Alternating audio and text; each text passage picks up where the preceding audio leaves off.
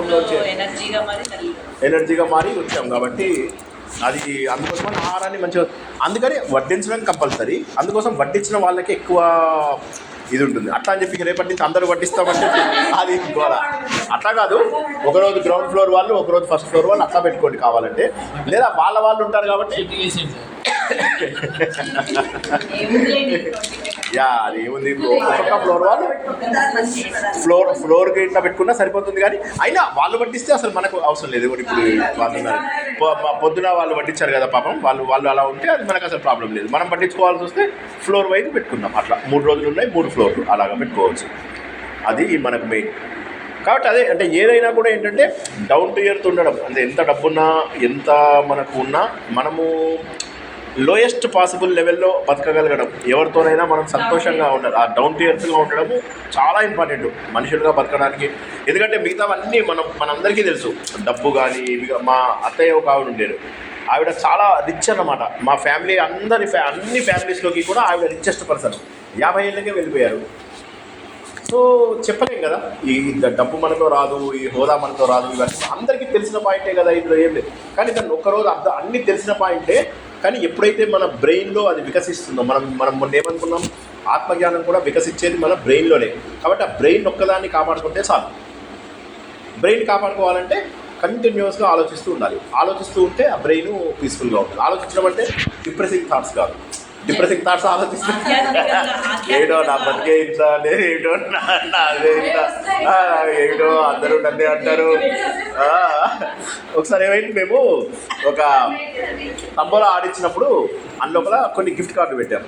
నేనేం చేశానంటే ఆ గిఫ్ట్ కార్డు అన్ని $5 అయితే $5 అని చెప్తే జనాలకి ఉత్సాహం ఉండదు కదా. అందుకని ఏం చేశానంటే ఇందులోపల $5 నుంచి $100 వరకు గిఫ్ట్ కార్డు ఉన్నాయి, ఎవరు అదృష్టం వాళ్ళది అని చెప్పి. ఇక కొంతమంది వచ్చి వాళ్ళు తీయకుండా వాళ్ళ వైఫ్తో తీయించడాలు, కొంతమంది వాళ్ళ పిల్లలతో తీయించడాలు, వాడికి దండాలు పెట్టుకుంటూ మరి అందరికీ $5 వచ్చాయి. వస్తే వాళ్ళు ఎంత డిప్రెస్ అయిపోయారో, నా బతికింతే. తర్వాత వాళ్ళు వచ్చి చెప్తున్నారు, మా బతికింతేనండి, $5 కంటే రాదు, మేము ముందే అడుగున్నాం చెప్పారు, అందరికి అంతే వచ్చింది.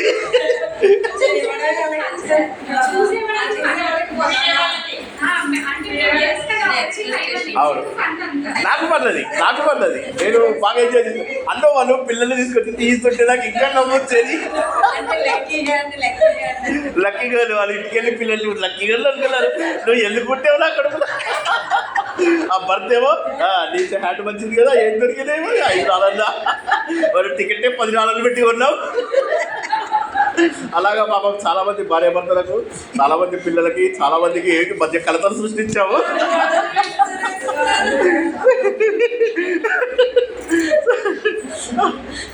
కాబట్టి ఏంటంటే అంటే మెయిన్ గుర్తించాల్సింది ఏంటంటే డిప్రెసింగ్ థాట్స్ అసలు దగ్గరికి రాకూడదు అనేది భగవద్గీత. మనకు క్షణం కూడా చెడు ఆలోచన అంటే అనొచ్చు అనమాట. అంత ఈజీ కాదు, మీరు చెప్పినంత ఈజీ కాదండి. ఎందుకు ఈజీ కాదు చూడండి. ఎన్ని బుక్స్ చదివినా ఇప్పటి వరకు మనము 1300 ప్రవచనాలు చెప్పుకున్నాం. 1300 ప్రవచనాలు ఒక్కొక్కటి 3 గంటలు 4 గంటలు చెప్పుకునేవి కూడా ఉన్నాయి. అవునా? నేనేమంటానంటే బాధపడేవాడు అసలు వాడు దేవుడిని అర్థం చేసుకోలేదని లెక్క. సింపుల్. ఎంత కష్టం వచ్చింది, కష్టాలు ఎవరికి రాలేదు. ఇంట్లో ఎవరికైనా ఒక్కళ్ళ కష్టం రాని వాళ్ళు ఎవరు ఉన్నారు? కష్టాలు వచ్చాయి, ఇంట్లో ప్రాబ్లమ్స్ వచ్చిన వాళ్ళు ఉంటారు, మనం బయట చూసిన పరిస్థితులు బాగుండవు, ఇట్లా అంటారు. నిన్న వర్షంలో ఇంటికి ఎలా వెళ్ళాలి అని ఆలోచిస్తుంటే రోడ్డు మీద ఇంతలోతు దీంట్లోపల పాపం ఆడవాళ్ళు ఆఫీస్లో పనిచేసి ఆ చీకట్లో రాత్రి 8ంటికి అలా అలసిపోయి పొద్దునంతా పనిచేసి అలా నడుచుకుంటూ వెళ్తున్నారు.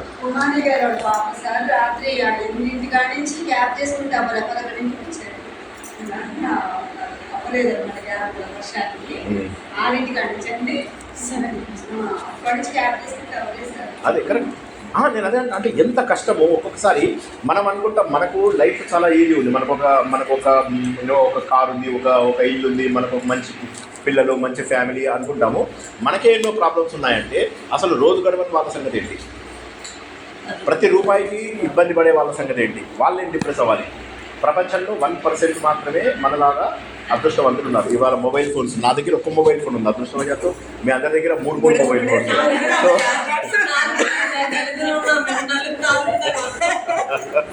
సో ఒక్కసారి ఆలోచిస్తే ఓకే, ఇప్పుడు క్లియర్ అయిపోయింది నాకు.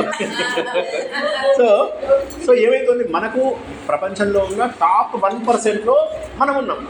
టాప్ 1%లో 99% మందికి అయితే దేశం బాగాలేదు, అయితే రాష్ట్రం బాగాలేదు. ఇప్పుడు మీరు వెళ్తే ఇరాన్ లోపల ఎవడు ఎక్కడి నుంచి పెళ్లి చేస్తున్నారో తెలియదు.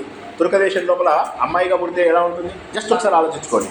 ఇక్కడ కూర్చొని బొగ్గులను పీక్కు తింటున్నారు, అక్కడికి వెళ్తే ఏమయ్యేది, ఏం జరుగుండేది అసలు ఆలోచించండి. ఎంత ఆలోచనే భయంకరంగా ఉంది. తుర్కదేశంలో పుట్టాలి అంటే ఎంత వాళ్ళు బుర్కా తీసేసిందని ఒక అమ్మాయిని చంపేశారు వాళ్ళు. సో మరి అంత దారుణంగా బతుకుతున్నామా మనం? లేదు. గవర్నమెంట్ చెత్త గవర్నమెంటా? మరి చెత్త గవర్నమెంట్ కూడా కాదు. మరి మనకు అందరికీ ఎంతో కొంత పోషణ అంటే మనకు ముందు నిత్య జీవితంలో ఇది లేదు. ప్రపంచంలో పాకిస్తాన్లో అయితే అప్పులే అప్పులు. అక్కడ 70% పైగా బిలో ద పావర్టీ లైన్ ఉన్నారు. ఆఫ్ఘనిస్తాన్లో బతికే కాదు వాళ్ళది అసలు.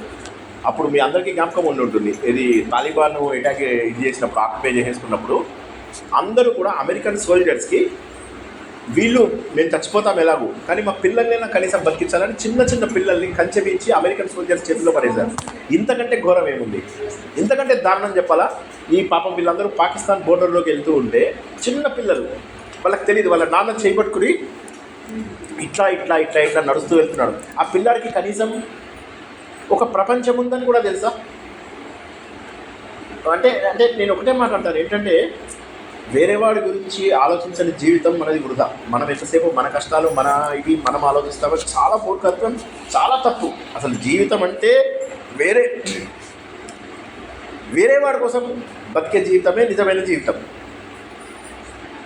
అయితే చాలామందికి అది తెలియదు. నా బతికెళ్ళిపోవాలి, నీ బతికి ఏంటి, ఏం లాభం? నీ బతుకు తిని కూర్చొని వెళ్ళిపోవడం, ఏమి చేయకపోయినా ఒక రోజు గడవాలి అంటే ఏం చేయాలి? ఏం చేయక్కర్లేదు, అలా కూర్చుంటే దాన్ని వెళ్ళిపోతుంది, ఒక రోజు గడిచిపోతుంది. కానీ ఏం చేయగలుగుతాం మనం అనేది ఇందు లోపల 2 మార్గాలు. ఒకటేమో కర్మ మార్గం, మనకు భగవంతుడి శ్రీకృష్ణుడు చెప్పినటువంటి కర్మ మార్గం. రెండోది జ్ఞాన మార్గం. జ్ఞాన మార్గం ఏంటి? ఎందుకు ప్రపంచం ఇప్పుడు కర్మ మార్గం మనకు అర్థమైపోయింది. మనం చేయగలిగే సేవని ఖచ్చితంగా చేసి తీరాల్సిందే, ఇంకా there is no other way at all. అవతల వాడి కష్టాలు, ఇది అంటారు కదా, వైష్ణవ జనతో తేనే కహియే, వైష్ణవ జనతో తేనే కహియే జో పీరు పరాయి జానే రే వైష్ణవ జనతో. ఎవరు వైష్ణవుడు అంటే దేవుడి యొక్క భక్తుల్ని వైష్ణవుడు అంటారు. వైష్ణవుడు అంటే విష్ణుమూర్తిని ఫాలో అయ్యేవాళ్ళు కాదు. ఎవరు అంటే పీర్ పరాయి జానేరే, వేరే వాళ్ళ కష్టాలను గుర్తించేవాడు మాత్రమే నిజమైనటువంటి భక్తుడు. నేను భక్తుడిని అంటే నువ్వు ఎలా అవుతావు భక్తుడివి? నువ్వు వేరే వాడి కష్టాన్ని గుర్తించినప్పుడు నువ్వు భక్తుడు ఎలా అవుతావు? ఎంత తింటే మనం సంపాదించిన ఆస్తి కరుగుతుంది, ఎంత మన అందరం కంఫర్టబుల్గా ఉన్నాం ప్రపంచంలో. ఇవాళే మనము రైల్లో ఉన్నప్పుడు మాట్లాడుకున్నాం, మీకు జ్ఞాపకం ఉంటుందేమో. 7 బిలియన్ మంది 700 కోట్ల మంది ఉన్నారు ప్రపంచంలో. 1400 కోట్ల మందికి ఫుడ్ తయారవుతుంది ప్రతిరోజు. ఇందులోపల తినకుండా రోజు పూటకు దొరకని వాళ్ళు 400 కోట్లు. తయారవుతున్నదేమో డబల్ పైన, కానీ ఫుడ్ రోజుకు దొరకని వాళ్ళు ఎంతమంది? పిల్లలు కిక్ సినిమా ఎన్నోసార్లు మనం డిస్కస్ చేస్తున్నాం. పిల్లలని నెగ్లెక్ట్ చేసేది ప్రతి దేశంలో పిల్లలు నెగ్లెక్ట్ అవుతున్నారు. ప్రతి దేశంలో వేలాది లక్షలాది కోట్లాది మంది పిల్లలు చచ్చిపోతున్నారు. ఆ చచ్చిపోతున్న వాళ్ళలో నీతో మాట్లాడినప్పుడు అన్నట్టు 92% of the kids common disease అయినటువంటి న్యూమోనియాతో చనిపోతున్నారు. 100 మంది చనిపోతుంటే ఆ 100 మందిలో 92% కామన్ డిసీజ్ అయినటువంటి న్యూమోనియాతో చనిపోతున్నారు. సో కాబట్టి మరి మనం ఏం చేయాలి అంటే కర్మ మార్గం వైపుకు వెళ్ళడం ఒకటి మంచిది, అత్యద్భుతమైన మార్గం. ఏమి చేయక్కర్లా. దీనికి నేను ఇంతకుముందు ఒక ఉదాహరణ కూడా చెప్పాను, జ్ఞాపకం ఉందనుకుంటా. మన పురాణాలు, మన శాస్త్రాలు, అన్నీ తెలిసినటువంటి వేదాలు అన్నీ తెలిసిన పౌరాణిక సార్వభౌమ మల్లా చంద్రశేఖర శాస్త్రి గారు, ఆయన ఏదడిగినా చెప్పేవారు. ఈ పురాణంలో వీళ్ళతో ఎవరికి పెళ్ళయింది, ఆ పురాణంలో వాళ్ళకి పెళ్ళయిందా కాలేదా, అలాంటి ప్రశ్నలకు అన్నిటికీ జవాబులు చెప్తుండేవాళ్ళు. వేదాల నుంచి, పురాణాల నుంచి ఏది అడిగినా. అప్పట్లో ధర్మ సందేహాలు అన్ని చోట్ల ఉండేవి కాదు, కేవలం ఆయన ఒక్కరే చెప్పేవారు స్వాతిలో. ఆ టైంలో కూడా ఒక వ్యక్తి చెప్పాడనమాట, తను ఇట్లా ఒక చిన్న ఫౌండేషన్ నడిపిస్తున్నానని, పిల్లల్ని అన్నీ రాశాడనమాట. తను చేస్తున్న పనులన్నీ రాసి పెట్టి నాకు ఈ మధ్య మీ ప్రవచనాలు వింటున్నప్పటి నుంచి, మీ మాటలు వింటున్నప్పటి నుంచి బాధగా ఉంది, నేను దూరదర్శన్లో మీరు చూస్తున్నాను, నాకు ఒక చిన్న మంత్రం ఏదైనా ఇవ్వండి. ఒక చిన్న మంత్రం ఇవ్వండి, నేను రోజు కొంతసేపు అయినా చేస్తాను అని చెప్పి చెప్తే ఆయన దానికి ఒకటే లైన్ జవాబు, మీకు మంత్రాలు అవసరం లేదు అన్నాడు. అంటే అంటే మానవ సేవకు మించిన మార్గం ఇంకోటి లేనే లేదు. ఇప్పుడు మనం కర్మయోగంలో 5 పాయింట్లు తెలుసుకుంటాం. ఎవరన్నా చెప్పండి ఒకసారి 5 పాయింట్స్. నువ్వు చెప్తావా? నిష్కామ కర్మ, 2 బాధ్యతగా చేయాలి, ఫలితాన్ని వదిలేయాలి, 3 ఇంకా 2 అది 5ది లోక సంగ్రహం కోసం చేయాలి. ఇది కర్మయోగం అంటే 5 పాయింట్లు. ఈ 5 పాయింట్లను కొట్టేసే ఒకే ఒక్క ఈ 5 పాయింట్లలో ఒకటి ఏంటంటే లోక సంగ్రహం. ఆయన జనకుడు గురించి వాళ్ళ గురించి చెప్పినప్పుడు ఏమంటాడు? లోక సంగ్రహం చేసిన వాళ్ళకి అత్యంత లాభం ఉంటుంది అని చెప్పాడు. కాబట్టి దేశ సేవకు మించినటువంటి మార్గం ఇంకోటి లేనేలేదు. మనకు కనిపించిన ప్రతి వ్యక్తి కన్నీరు దురవడమే మనకు నిజమైనటువంటి చక్ర క్లీనింగ్. రెండవ మార్గం జ్ఞాన మార్గం. 2 మార్గాలు. 4 మార్గాలు అంటే సరే ఆయుధాలు, మనకు ఉన్నవి 2 మార్గాలు, ఒకటి కర్మ, ఒకటి జ్ఞానం. జ్ఞాన మార్గంలో ఏంటి? నేను ఎందుకు పుట్టాను అసలు? ఎందుకు దేశంలో ప్రపంచంలో ఇంత అల్లకల్లోలంగా ఉంది? కొంతమంది పుట్టడంతో ఎందుకు సంతోషంగా ఉన్నారు, కొంతమంది పుట్టడంతో ఎందుకు ఇదిగా ఉన్నారు, కొంతమంది పుట్టడంతో హార్ట్లో హోల్తో పుడతారు, కొంతమంది పుట్టడంతో ఎన్నో రకాల ప్రాబ్లమ్స్తో పుట్టిన వారు. మనం చెప్పగల అవన్నీ చెప్తే ఇక్కడే బాధ వేస్తుంది మనకు. అవన్నీ చెప్పలేము. అన్ని రకాల బాధలతో పుట్టినటువంటి పిల్లలు జనాలు ఇంతమంది ఉంటారు కదా. ఎందుకు పుట్టారు? అందరికీ సమానత్వం ఎందుకు లేదు? అంటే దేవుడు తప్పు చేస్తున్నాడా? మరి దేవుడు తప్పు చేసినట్లయితే ప్రకృతి అంతా కూడా ఒక నియమం ప్రకారం, ఒక ఉల్లంఘించలేనటువంటి శాసనం ప్రకారం ఎలా వెళ్తుంది? ప్రపంచం అంతా కూడా ఒక ఉల్లంఘించలేనటువంటి శాసనం ప్రకారం ఎలా నడుస్తుంది? ఇన్ని గ్రహాలు, ఇన్ని నక్షత్రాలు, ఇన్ని ఇవి మనం ఉన్నటువంటిది చిన్న గెలాక్సీలో, అంతే కదా, చిన్న గెలాక్సీ. ఈ గెలాక్సీని దాటాలంటే కాంతి వేగంతో వెళ్తే 10,000 మిలియన్ ఇయర్స్ పడుతుంది మనకు. కాంతి వేగంతో వెళ్తే అంటే మనం ఒక 1000 కోట్ల జన్మలెత్తినా కూడా మన గెలాక్సీని దాటలేము. ఇలాంటివి ఎన్నున్నాయి. పక్కనున్న ఆండ్రోమెడా గెలాక్సీ, ట్రయాంగులం గెలాక్సీ, సూపర్నోవా. ఇది దాటిన తర్వాత ఎన్ని క్లస్టర్స్ దాటితే భగవంతుడు పావు భాగం. మనం ఏమనుకున్నాం? భగవంతుడు పావు భాగంలో ఈ ప్రపంచమంతా, మరి మిగతా 3 భాగాలు అంత భగవంతుడి యొక్క సృష్టి ఉంది. కాబట్టి ప్రపంచమంతా ఒక నియమం ప్రకారం వెళ్తుంది. కాబట్టి నియమంలో తప్పు ఉండే అవకాశం లేదు. ఇది జ్ఞాన మార్గం. జ్ఞాన మార్గం ఉన్నవాడు ఏమని చేస్తాడంటే, నేను ఆలోచిస్తున్నాను అంటే దీనికి కారణం ఉండాలి. ఏదో ఒక కారణం లేదే ఇవన్నీ జరగవు. కారణం లేదే ప్రపంచంలో ఏది జరగదు. దేవుడు ఒక్కడే కాదు కారణ జన్ముడు, నేను కూడా కారణ జన్ముడే. లేదో ఒక కారణంతో నేను పుట్టాను, అది తీర్చుకోవడానికి నేను ఇక్కడ ఉన్నాను అని చెప్పి గుర్తించడానికి ఒక వ్యక్తి డిసైడ్ చేస్తాడు. ఆలోచన అంటే ఇదంతా ఆలోచిస్తూ ఏదో ఒక రోజు స్ట్రైక్ అవుతుంది. ఆ ఆలోచనని కొనసాగించడానికే జ్ఞాన మార్గం. అది జ్ఞాన మార్గంలో ఉన్నవన్నీ కూడా ఇప్పుడు నిర్వాణ దశకము, నిర్వాణ శక్తి, ఇవన్నీ ఆలోచిస్తూ ఉండగా ఏమవుతుందంటే ఏదో ఒక రోజు స్ట్రైక్ అవుతుంది. ఎలా స్ట్రైక్ అవుతుంది? మనము కార్ నడిపిస్తుంటాం. నాకు యాక్సిడెంట్ తెలుసు, బ్రేక్ తెలుసు, క్లచ్ తెలుసు, ఎక్కడ గేరు అన్నీ తెలుసు, స్టీరింగ్ కూడా తెలుసు. నేను అంటాను, చలో చైతన్యం ఒకసారి నడిపించంటే, సార్ ఎక్కడ ఏదుందో బాగా తెలుసు, ఫుల్ నాలెడ్జ్ ఉంది, ఎంత స్పీడ్లో వెళ్ళాలి, ఏ రోడ్ మీద తెలుసు, కానీ ఎప్పుడు నడిపించలేదు సార్ అంటే ఎంతమంది ఎక్కుతారు ఇందులో వల్ల చెప్పు. సో కాబట్టి ఏంటంటే అనుభవం. మరి అన్నీ తెలిసిన తర్వాత కూడా ఎందుకు కారుని మనం నడిపించాల్సి వస్తుంది? అభ్యాసం రావాల్సిందే. అందుకే మనకు శ్రీకృష్ణుడు 6వ చాప్టర్లో అభ్యాస వైరాగ్యం అన్నాడు. అభ్యాస వైరాగ్యం అనేది టూల్, బట్ రావాల్సింది జ్ఞానం. జ్ఞానం ఈజ్ ద డెస్టినేషన్. సో జ్ఞాన మార్గంలో ఆలోచన. 2 మార్గాలు ఉన్నాయి కదా, ఇక మిగతా మార్గాలు అవసరం ఏంటి? ఒకటేమో కర్మ మార్గం, లోక సంగ్రహం కోసం చేయడం, దేశ సేవ చేయడం, అందరి కన్నీళ్లు తోడవడం, అందరి లోపల ఉన్న అజ్ఞానాన్ని పోగొట్టడం. ఇది మనం ఒక రకమైనటువంటిది. రెండవది ఏంటి? జ్ఞాన మార్గం. మనంతట మనమే భగవంతుడు ఎందుకు ఈ సృష్టి చేశాడు అని ఆలోచిస్తూ ఒక మార్గం. ఈ మార్గం నుంచి ఈ మార్గంలోకి మనకు తెలియకుండానే ట్రాన్స్ఫర్ అవుతాం. ఈ మార్గం సంపూర్ణంగా చేసిన వాళ్ళు ఆటోమేటిక్గా ఈ మార్గంలోకి వస్తారు. ఇంత డిస్టెన్స్ ఉంటుంది అంతే, ఈ రెండింటి మధ్య చిన్న డిస్టెన్స్ అంతే. ఈ చిన్న డిస్టెన్స్ పూర్తి చేయడం కోసమని భక్తి యోగం, రాజయోగం. ఏం జరుగుతుంది? ఎప్పుడు మనం చెప్పుకునే ఎగ్జాంపులే ఇది. మన ఏ జన్మ ఎత్తినా కూడా ఎన్ని ఆత్మలు ఉంటాయి మొత్తం? ఒక్కొక్క వ్యక్తికి ఒక్క ఆత్మ. ఓకే, అందరికీ సాత్విక జ్ఞానం కనీసం కొంతవరకు వచ్చేసాం. సో ఇంకానే సార్ కొద్దిగా ఒక 10 ఆత్మలు ఉంటాయి సార్. ఇప్పుడు ఈ రూమ్లో ఎంతమంది ఉన్నా 30 ఆత్మలు సార్ అంటే నాకు భయం. మీకు తెలుసు కదా, నైట్ టైం అయిందంటే నైట్ టైం దెయ్యాలు వస్తాయి. ఎంత భయపడిపోతూ ఉంటారు నాకు. సో తెల్ల దెయ్యాలు ఉంటాయి.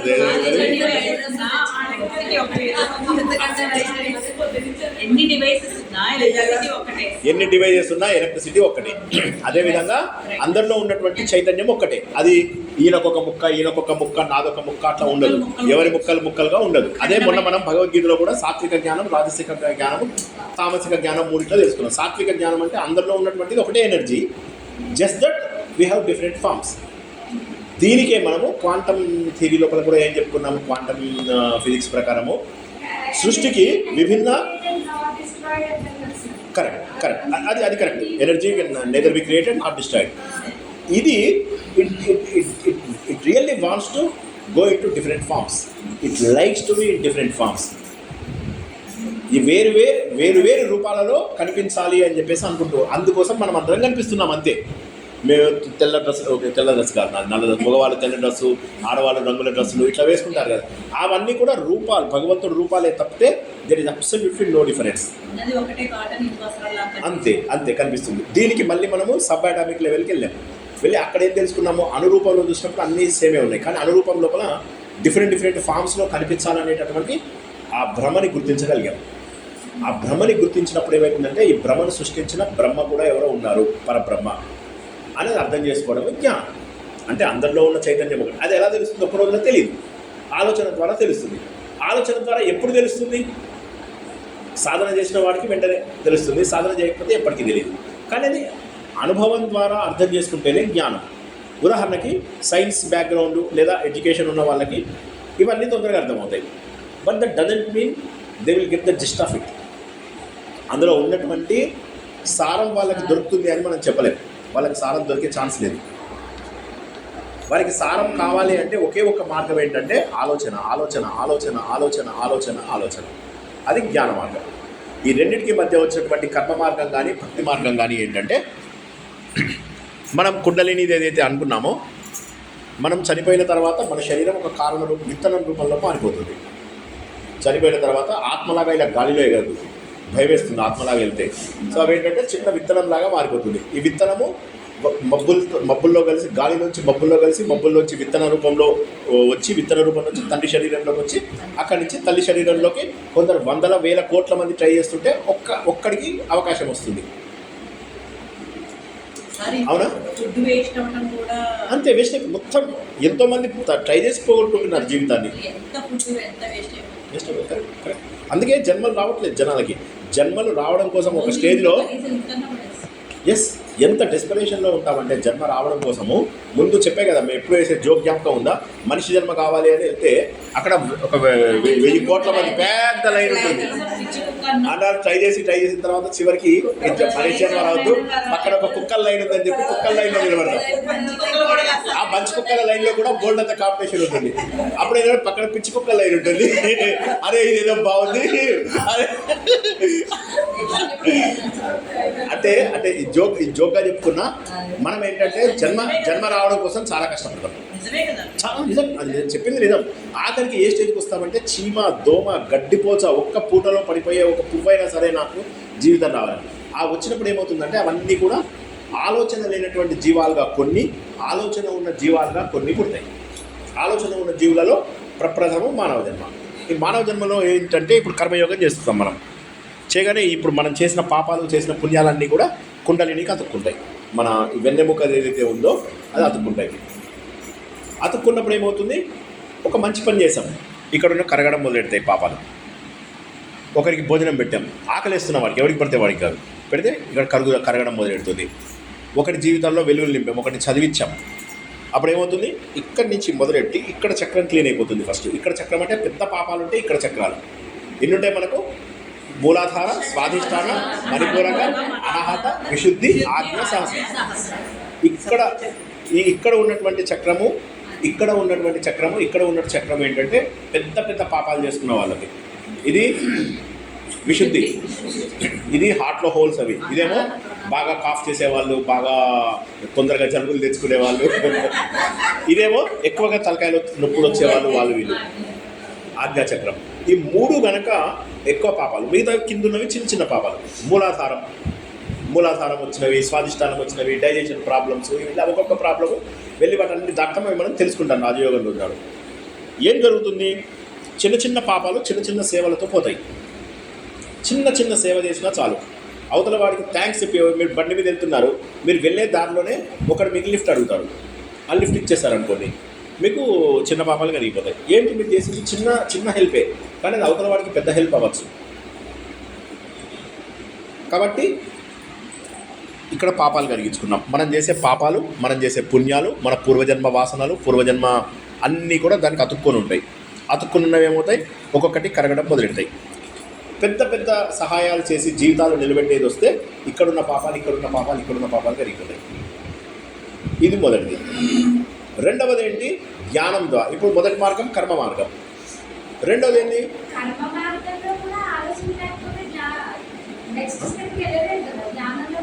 వెళ్తాము. కర్మ మార్గంలో ఏమవుతుందంటే హయ్యెస్ట్ లెవెల్కి వెళ్ళిపోతే కర్మ మార్గంలో వెళ్ళము.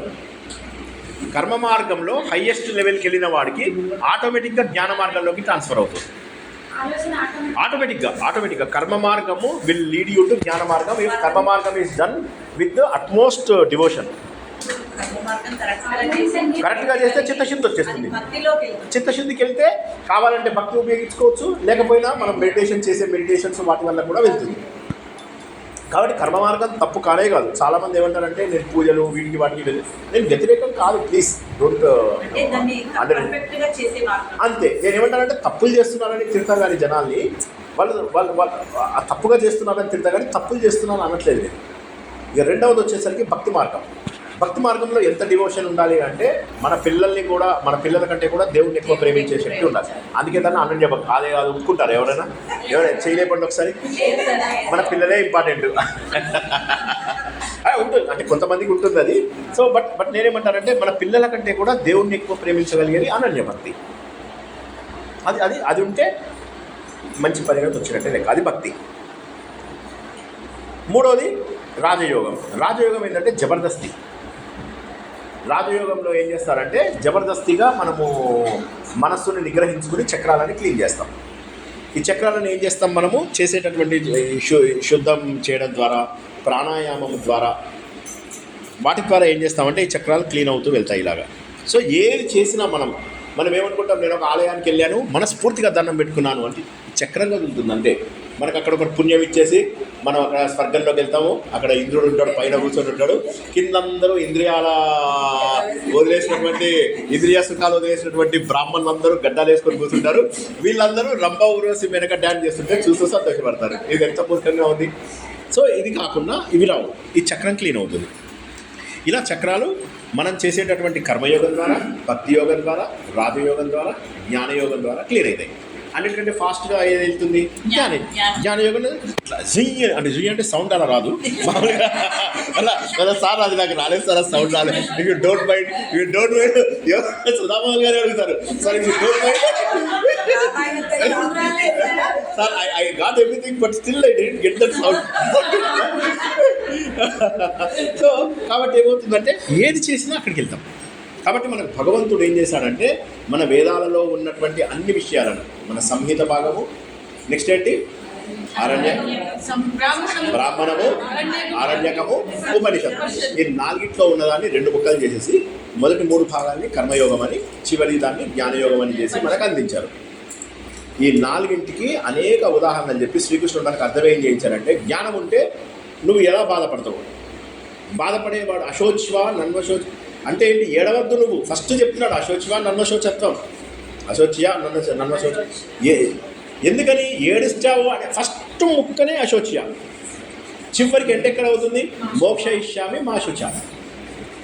ఇక్కడ ఏడవద్దు అంటాడు, అక్కడ ఏడవద్దు అంటున్నాడు. 7 నుంచి 7 మధ్య చెప్పేదాన్ని భగవద్గీత అంటాం. 7 నుంచి ఇక ఏడిస్తే ఇక వాళ్ళని ఏమంటాం? ఇక వాడు ఏడుపుగొట్టుకు జీవితమే పో అన్నాడు. మా తెలంగాణ అంటే నిన్ను ఎవరు బాగు చేయడు రా బాయ్ అన్నాడు. అది అట్లా వద్దు, ఆ స్థాయికి దిగజారద్దు. ఏడుపు దేనికి రావాలి? భగవంతుడు కనిపించలేదని రావాలి, మనం సహాయం చేయలేకపోతున్నామని రావాలి, మనం అశక్తులమయ్యామని ఏడవాలి, తన్మయత్వంతో ఏడవాలి. అంతేగాని ఏడుపు దేనికి? నాకు దేవుడు ఇది ఇవ్వలేదు, నాకు అది ఇవ్వలేదు. అది ఇస్తాడు దేవుడు, ఇచ్చిన తర్వాత నువ్వు అక్కడతో ఆపుతావా? ఆపవు, ఇంకో కోరిక వస్తుంది, సో ఆపవు. దేవుడికి ఎంత కోపం వస్తుంది తెలుసా? వాడు అసలు పిలుస్తావు కదా, ఆ చెప్ప ఈ చెప్ప వాయించి అంటాడు, అరే జమధర్మారా శ్రీనివాస్ స్టూడెంట్స్ వచ్చారు నాకు కొద్దిగా తీసుకో అరే అంటాడు. అక్కడ ఏమైందంటే నూనె టెంపరేచర్ 5,000కి పెంచినా, కొద్దిగా టెంపరేచర్ పెంచినా.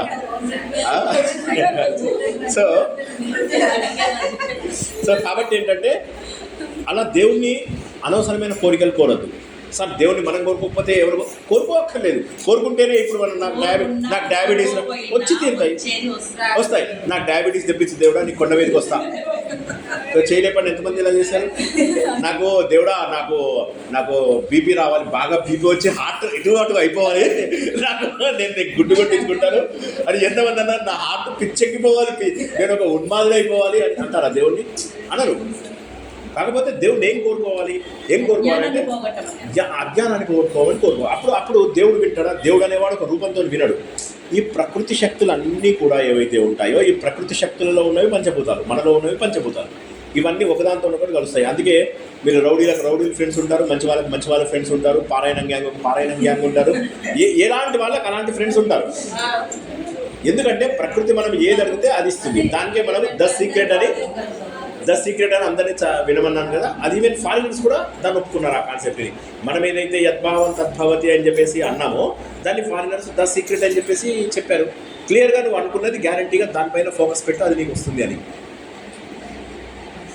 సో చాలా చేంజ్ వస్తుంది జీవితంలో రావాలి. ఒక పుస్తకం మన జీవితాన్ని తెలుగులో కూడా ఉంది. ఎస్ కరెక్ట్, రహస్యమైన ఉంది. ఎస్ పీక్ వెళ్ళిపోయింది, పీక్. సో కాబట్టి నేను ఏమంటానంటే అందుకోసం అని చెప్పి ఒకటే ఫస్ట్ స్టెప్ ఏంటంటే భగవద్గీతకి ధైర్యంగా ఉండడం. డాడ్ అందరికీ గుర్తుంది కదా, DAD డాడ్. డి అంటే ధర్మబద్ధమైన జీవితం గడపడం, ఎట్టి పరిస్థితుల్లో తప్పు చేయకూడదు. ఇంకా తప్పు చేసే ఛాన్సే లేదు. ఇక జీవితంలో తప్పు మటుకు చేయొద్దు. రెండోది అశోచ అంటే ఏడవకుండా. శోచనీయం అశోచనీయం అంటే అశోచం ఇక్కడ ఏడవకూడదు. శోచనీయం అంటే ఏడవదగినది, అశోచనీయం అంటే ఏడవకుండా ఉండేది రెండోది. మూడోది ఏంటి? ధైర్యం. ధైర్యాన్ని పోగొట్టుకోమని శ్రీకృష్ణుడు ఎప్పుడు అంటాడు. ధైర్యంతో నువ్వు జీవితం గడపాలంటాడు. ఆఖరికి ఏమంటాడు? నువ్వు చనిపోయినా సరే అని ఇంత మాట అంటాడా? యుద్ధంలో జరిగినవన్నీ అపశకునాలు అందరికీ తెలుసు. అయినా కూడా ఏమంటాడు? నువ్వు చచ్చిపోయినా సరే అని కూడా అంటాడా? ఎంత మాట అది! నువ్వు చనిపోయినా సరే నువ్వు యుద్ధం చేసి తీరాల్సిందే అని అన్నాడు. ఇంతకంటే గొప్ప జ్ఞానము. ఇప్పుడు మనం ఇప్పటివరకు ఎన్ని సబ్జెక్టులు నేర్చుకున్నాం? సుమారుగా 70-80 బుక్స్ నేర్చుకున్నాం, అవునా? అన్నీ కూడా మళ్ళీ అటు తిరిగి భగవద్గీతకు పాయింట్. సో నేనేమంటానంటే ఈ 4 రోజులు భగవద్గీతని పూర్తి స్థాయిలో వినండి, అర్థం చేసుకోండి. అంతా అయిపోయాక ఒకే ఒక ప్రామిస్ ఏంటంటే చివరి రోజు నాడు మన మంచి గుణాలని పెంచమని 16వ అధ్యాయంలో దేవుడికి పువ్వులు సమర్పిస్తాము, చెడ్డ గుణాలని వదిలేయమని పక్కనున్న గోదావరిలో కలిపేసి వస్తాం. చిన్న చిట్టి మీద రాయండి, నాకు చూపించక్కర్లే సార్, మా మిస్టేక్స్ వద్దు, ఎవరు వేరే వాళ్ళకి కూడా చూపించకండి. అది అవన్నింటినీ ఈ చెడు గుణాలను నేను వదిలేస్తున్నాను, ఈ రోజు నుంచి గంగలో వదిలేస్తున్నాను వశిష్ఠుల దగ్గర. ఇంకా ఈ రోజు నుంచి నేను ఏడవను, ఈ రోజు నుంచి నేను తప్పు పనులు చేయను అని చెప్పేసి అనుకోవడము. ధర్మబద్ధమైనటువంటి లక్షణాలు మనలో ఉంటాయి, అవన్నీ దేవుడికి సమర్పించండి పుష్పంలాగా. Thank you very much. I will continue to do them and I'm not going to stop it here. I will have a blissful journey అని చెప్పేసి అనుకున్నాం. కానీ అది మనకు క్లుప్తంగా ఈ రేపు ఎల్లుండి తర్వాత 4 రోజుల్లో 4 భాగాలని తెలుసుకుంటాం. 4 భాగాలకి నోట్బుక్స్ ఉంటాయి కాబట్టి అందరూ నోట్బుక్స్ తీసుకొని రాసుకోండి ఖచ్చితంగా. పెన్నులు, నోట్బుక్లు అన్నీ కూడా అందుతాయి. రేపటి ప్రవచనం అక్కడికి వెళ్తాం మనం, రేపు అంతర్వేదిలో వెళ్తాము.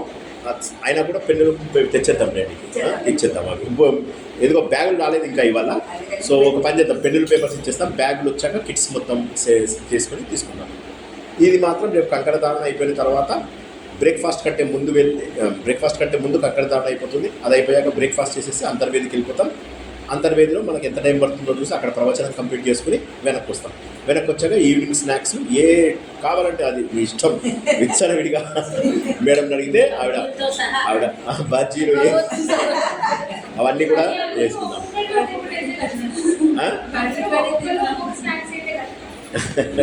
ఇది 4 రోజుల్లో చేయించవచ్చు. 4 రోజులలో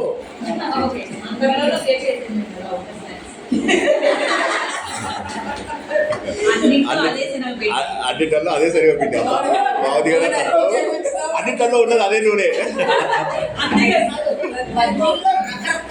ఎన్ని రకాలైన రాజకీయంలో వెళ్ళాలి కాబట్టి